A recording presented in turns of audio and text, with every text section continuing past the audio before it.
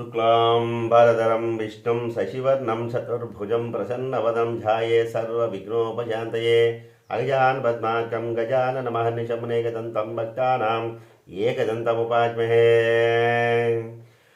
एकदन्तमुपास्महे गुरुब्रह्मा गुरुविष्णु गुरुदेवो महेश्वरः गुरुसाक्षात् परब्रह्म तस्मै श्रीगुरवे नमः। मा गुरुभ्यो नमः। सीताराम गुरुभ्यो नमः। सीताराम गुरुभ्यो नमः। मा माताय नमः। आदिश्मी मातायै नमो नमः।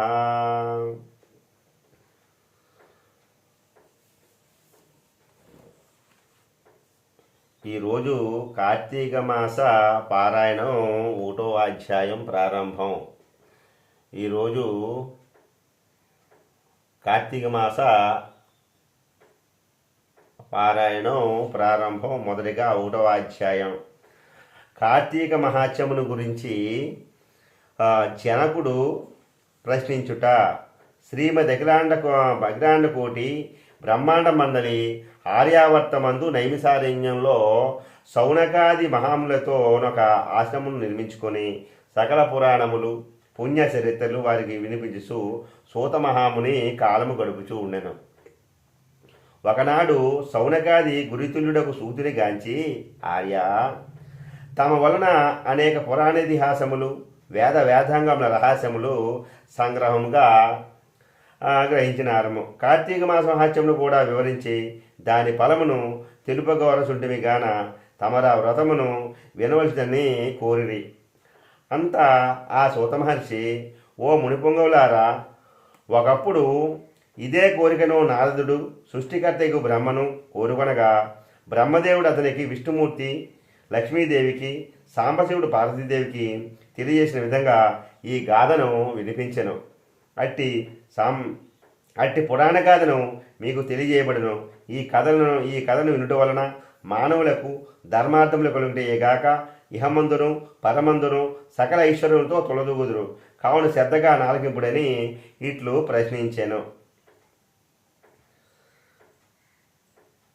ఇట్లు చెప్పాను. పూర్వం ఒక దినంబున పార్వతీ పరమేశ్వరులు గగనంబున విహరించి చూడగా పార్వతీదేవి, ఓ ప్రాణేశ్వర, సకల ఐశ్వర్యములు కలుగజేయనటిది, సకల మానవులు వర్ణ భేదములు లేని ఆచరించగినది, శాస సమ్మతమైనది, సూర్యచంద్రుడు ఉన్నంత వరకు నాశనపడేది యగు వ్రతమును వివరింపుడని కోరెను.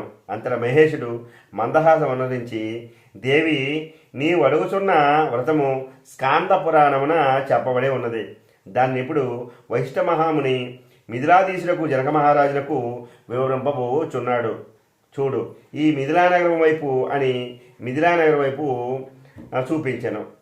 అట మిథిలానగరంలో వశిష్ఠుని రాకకు జనకుడు సంతోషించి ఆద్యపాద్యములతో సత్కరించి కాళ్ళు కడిగి ఆ జలమును మనసుపై జల్లుకొని, మహాయోగి మునివర్య, తమ రాక వల్ల నేను, నా శరీరము, నా దేశము, నా ప్రజలు పవిత్రులమైతమే. తమ పాద మృదువులసే నా దేహము పవిత్రమైంది. తమ ఇటకేల వచ్చితిలో చెప్పడని వేడుకొనెను. అందులకు వశిష్ఠుడు, జనక మహారాజా, నేనొక మహాయజ్ఞము చేయ తలబెట్టితిని.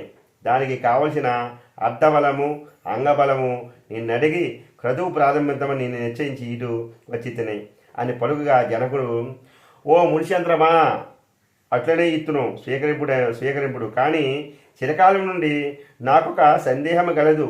తమ బోటు దైవజ్ఞులను అడిగి సంశయం తీర్చుకొని దర్శితుని. నా ఎదుష్ట కొలది ఈ అవకాశం దొరికింది. గురురత్న, ఈ సంవత్సరంలో గల మాసంలో కార్తీక మాసమే ఎలా పవిత్రమైనది? ఆ కార్తీక మాసం యొక్క గొప్పతనం ఏమిటి అని సంశయం నాకు చాలా కాలం నుండి ఉన్నది. కావున తాము కార్తీక మాస మహాత్మ్యం గురించి వివరించవలసిందని ప్రార్థించాను. వశిష్ఠ మహాముని చిరునవ్వు నవ్వి, రాజా, తప్పక నీ సంశయము తీర్చగలను. నే చెప్పబో వ్రతకథ సకల మానవులను ఆచరింపదగినది, సకల పాపహరమైనది అయి ఉన్నది.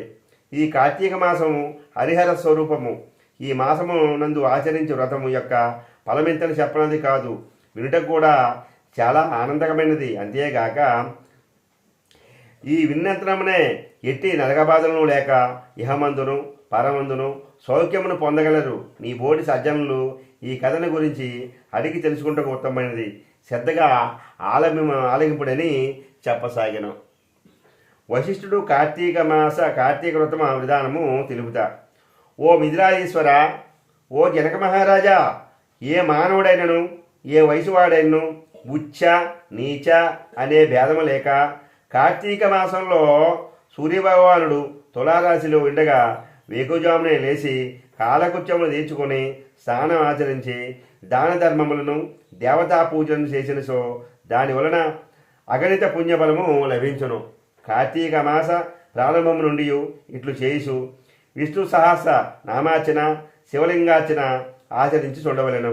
ముందుగా కార్తీక మాసమునకు దేవతయకు దామోదరునికి నమస్కరించి, ఓ దామోదరా, నేను చేయు కార్తీక వ్రతమును ఎట్టి ఆటంకమును రానియక నన్ను కాపాడుము అని ధ్యానించి వ్రతమును ప్రారంభించను. కార్తీక స్నాన విధానము. ఓ రాజా, ఈ వ్రత మాచరించు దినములలో సూర్యోదయముకు పూర్వమే లేచి కాలకృత్యములు తీర్చుకొని నదికి పోయి స్నానమాచరించి గంగకు, శ్రీమన్నారాయణకు, పరమేశ్వరునకు, భైరవునకు నమస్కరించి సంకల్పము చెప్పుకొని మరల నీట మునిగి సూర్యభవనకు ఆజ్ఞ ప్రధాన వసంగి పితృదేవతలకు క్రమక్రమంగా తర్పణములు అనర్చి గట్టుపై 3 దోషుల నీళ్లు పోయవలను. ఈ కార్తీక మాసంలో పుణ్యనదులైన గంగా, గోదావరి, కృష్ణ, కావేరి, తుంగభద్ర, యమున మున్నగు నదుల్లో ఏ నదిలోనైనా స్నానమాచరించిన ఇలా గొప్ప ఫలము కలుగును. తడిబట్టలు వీడి మడిబట్టలు కట్టుకొని మహావిష్ణువునకు ప్రీతికరమైన పుష్పమును తానే స్వయంగా కోసి తెచ్చి నిత్య దీప నైవేద్యంతో భగవంతుని పూజ చేసుకుని గంధము తీసి భగవంతునికి సమర్పించి తాను బొట్టు పెట్టుకుని వేమట అతిథి అభాగ్యతలను పూజించి వారికి ప్రసాదమిడి తన ఇంట వద్ద కానీ దేవాలయంలో కానీ రావి చెట్టు మొదట కానీ కూర్చుండి కార్తీక పురాణము చదువువలేను.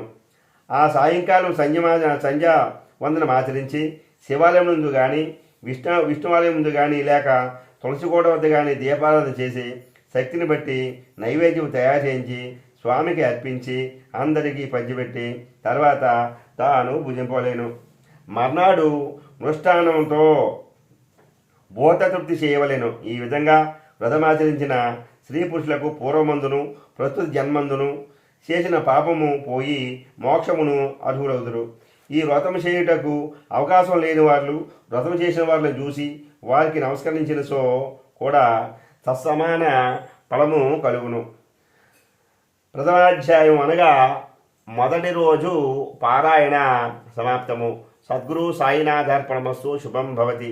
అఖిలాండ కోటి బ్రహ్మాండ నాయక రాజాదిరాజ యోగిరాజా పరబ్రహ్మ శ్రీ సచిదానంద సద్గురు సాయినాథ్ మహారాజ్ की जय. ఓం నమః శివాయ. హర హర మహదేవ శంభో శంకర. సదాశివాయ విశ్వేశ్వరాయ వీరభద్రాయ గణనాథాయ ప్రజాపతి నమో నమః. పోలవరం శ్రీ మహానందీశ్వరాయ, పట్టిశాసన వీరభద్రేశ్వరాయ, దాక్షారామ భీమేశ్వరాయ, సామర్పణ క్షీర రామలింగేశ్వరాయ, శ్రీశైల మల్లికార్జున వాసాయ, కాశీ విశాలాక్షాయ నమో నమః. ఓం నమః. నమో నమః. నమో నమః.